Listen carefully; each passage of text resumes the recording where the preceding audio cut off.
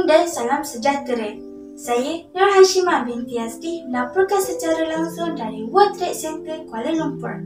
Sempena lawatan Pesta Buku Antarabangsa pada hari ini 29 Mei 2025. Lawatan yang penuh bermakna ini telah dianjurkan oleh Pusat Sumber SMJ Lombok Cina bagi menyemai minat membaca dalam kalangan pelajar serta memperluaskan pengetahuan mereka mengenai dunia penulisan dan penerbitan.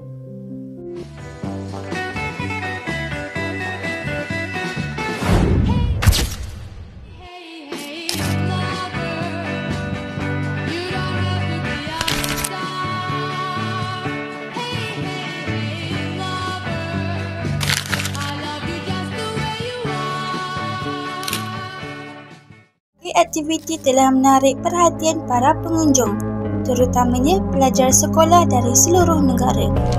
Banyak gerai buku yang menawarkan pelbagai kategori buku seperti rujukan, fiksyen, komik dan banyak lagi.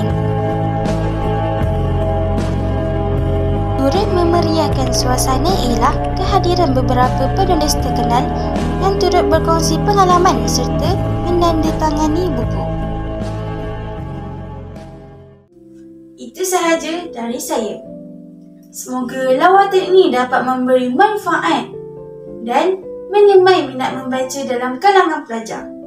Saya Nur Hashimah binti Azdi melaporkan untuk Lunas TV.